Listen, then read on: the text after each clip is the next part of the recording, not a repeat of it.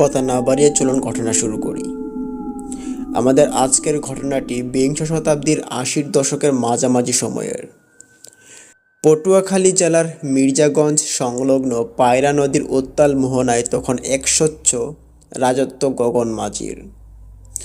গগন মাঝির স্থায়ী ঠিকানা ছিল ওই অঞ্চলেরই এক দুর্গম গ্রামে। লোকমুখে শোনা যায়, গগন মাঝির উচ্চতা ছিল নাকি সাধারণ মানুষের চেয়ে অনেক বেশি, প্রায় ৬.৫ ফুট লম্বা। তার গায়ের রং ছিল তামাটে কালো, আর হাতের কবজি ছিল একজন সাধারণ মানুষের উরুর সমান মোটা। তিনি একাই নাকি একটি ২০ হাত লম্বা মালবাহী নৌকা উজান ঠেলে চালিয়ে নিতে পারতেন, যা টানতে সাধারণত ৪-৫ জন সবল মাঝির প্রয়োজন হতো। ঘটনাটি যখন শুরু হয় তখন বৈশাখ মাসের শেষের দিক।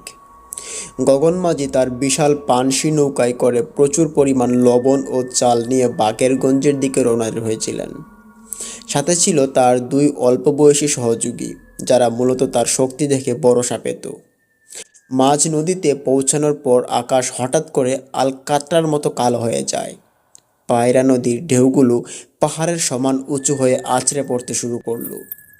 নৌকা যখন ডুবুডুবু, তখন গগন মাঝির অমানুষিক শক্তির প্রথম প্রকাশ ঘটে। বাতাসের গতিবেগ এতই বেশি ছিল যে নৌকার পাল ছিঁড়ে যায়। হাল ধরে রাখা অসম্ভব হয়ে পড়লে গগন মাঝি নিজের কোমরে মোটা কাছি বেঁধে নৌকার মাস্তলের সাথে নিজেকে তিনি আটকে নেন। তার পায়ের চাপে নৌকার পাটাতন মটমট করে শব্দ করছিল।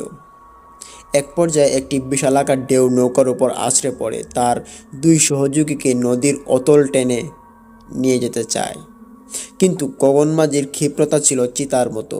তিনি এক হাতে উত্তাল ঢেউয়ের ঝাপসা সামলে অন্য হাতে ২ সহযোগীর কোমরে ঝাপটে ধরেন। তার হাতের পেশিগুলো তখন পাথরের মতো শক্ত হয়ে ফুটে উঠছিল। প্রত্যক্ষদর্শীরা, যারা দূর থেকে কোনো মতে বেঁচে ফিরেছিলেন, বলতেন গগন মাঝির গগনবিদারী চিৎকার বাতাসের শস্য শব্দেও যেন হার মেনেছিল। তিনি সেদিন প্রকৃতির নিয়মকে বুড়ো আঙুল দেখিয়ে একাই জমের দুয়ার থেকে নৌকাটিকে স্থির রেখেছিলেন। কিন্তু বিপদ সেখানেই শেষ নয়। ঝড়ের অন্ধকারে গগন মাঝি দেখতে পান নদীর মাঝখানে এক বিশাল কালো ছায়া তাদের দিকে ধেয়ে আসছে। ওটা কোনো নৌকা নয়, বরং রাক্ষসের ঘূর্ণি। আর তার মাঝে আটকে থাকা এক বিশাল উপড়ানো গাছ, যা সরাসরি তাদের নৌকার দিকে তছনছ করতে আসছে। গগন মাঝি তখন তার জীবনের সবটুকু শক্তি দিয়ে হাত জোড়ো করে সেই পরিস্থিতি মোকাবেলা করার জন্য প্রস্তুত হন। পায়রা নদীর সেই ঘূর্ণিপাকের ভেতর থেকে ধেয়ে আসা উপড়ানো বিশাল রেইনট্রি গাছটি যখন গগন মাঝির নৌকার দিকে কামানের গোলার মতো ধেয়ে আসছিল, তখন নৌকায় থাকা বাকি ২ সহযোগীরা বাঁচার আশা লুপ্ত হয়ে যাচ্ছিল। আকাশ তখন যেন ভেঙে পড়ছিল, আর বিজলির চমকানি গগন মাঝির পেশিবহুল শরীরকে এক পৌরাণিক দেবতার মতো উজ্জ্বল করে তুলছিল। গগন মাঝি জানতেন এই সংঘর্ষ এড়ানো অসম্ভব। তিনি তার শরীরের সমস্ত ভার ২ পায়ের উপর দিয়ে নৌকার তলার এমনভাবে ছড়িয়ে দিলেন যেন তিনি আর নৌকার একই দেহ হয়ে গেছেন। উনি নৌকার সাথে একসাথে সামঞ্জস্য হয়ে গিয়েছিলেন।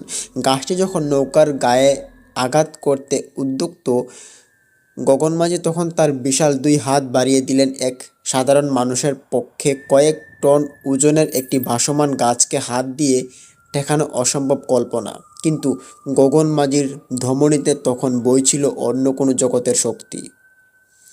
গাছটি নৌকার অগ্রভাগে আঘাত করতেই এক বিকট শব্দ হলো। গগন মাঝির কাঁধের হাড় মট করে ওঠার শব্দ ঝড়ের গর্জনে ছাপিয়ে তার কানে পৌঁছালো, কিন্তু তিনি নড়লেন না। তার পায়ের চাপে নৌকার শক্ত শালকাঠের পাটাতন ফেটে দুভাগ হয়ে গেল, কিন্তু তিনি নিজের পা দুটিকে নৌকার মূল কাঠামোর সাথে শক্তভাবে ঘেঁথে রাখলেন। তার নাক এবং মুখ দিয়ে তখন রক্তের ধারা বইছে, কিন্তু তার ২ হাতের প্রবল চাপে সেই বিশাল গাছের গুঁড়িটি নৌকার পাশ দিয়ে বিচ্যুত হতে বাধ্য হলো। এই লড়াই শুধু মানুষের সাথে প্রকৃতির ছিল না, এটি ছিল প্রাণের সাথে প্রলয়ের সংঘাত।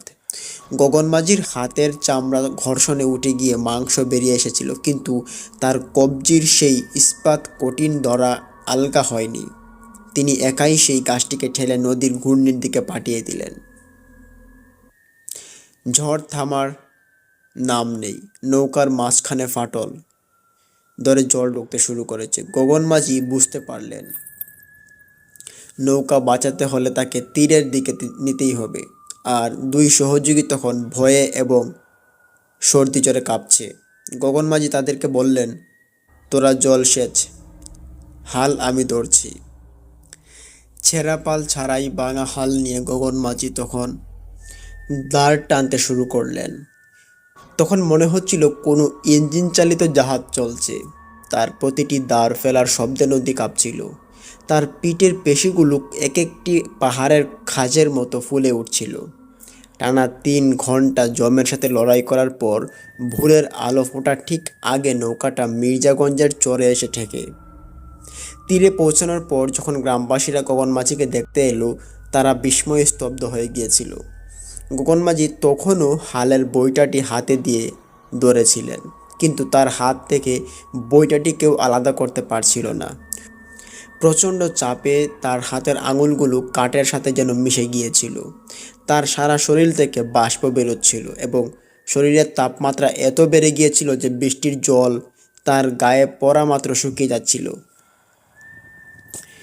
গগন মাঝি বেঁচে ফিরেছিলেন ঠিকই, কিন্তু তার সেই রাতের লড়াই তার শরীরকে চিরতরে বদলে দিয়েছিল। পটুয়াখালীর এই অঞ্চলে আজও বৃদ্ধরা গল্প করেন, সেই রাতের পর গগন মাঝি আর কখনো সাধারণ মানুষের মতো করে তাকাতে পারতেন না। তার চোখে সবসময় সেই ঝড়ের উন্মাদনা খেলা করত। তার সেই অতি মানবীয় শক্তির চিহ্ন হিসেবে পটুয়াখালীর চরে দীর্ঘদিন সেই ভাঙা নৌকার অবশিষ্টাংশ পড়েছিল, যা কোনো সাধারণ মানুষের একা নড়াতে পর্যন্ত পারত না। গগন মাঝি কেবল একজন মাঝি ছিলেন না, তিনি ছিলেন এই মাটির সেই অবিনশ্বর শক্তির প্রতীক, যা পরাজয় মানতে শেখেনি। প্রিয় লিসেনার্স, এটি ছিল ঘটনা। গগন মাঝির ঘটনাটি আপনাদের কেমন লাগলো অবশ্যই তা কমেন্ট করুন। আর যারা যারা এখনও লাইক করেননি, লাইক বাটনটি প্রেস করে দিন, সাবস্ক্রাইব বাটনটি অবশ্যই প্রেস করুন, আর শেয়ার করে আপনাদের পছন্দের মানুষের সাথে আপনারা শেয়ার করুন এই ঘটনাটি, যেন তারা শুনতে পারে। আর দেখা হচ্ছে কোনো এক নতুন এপিসোড নিয়ে। ততক্ষণ সবাই ভালো থাকুন। আসসালামু আলাইকুম।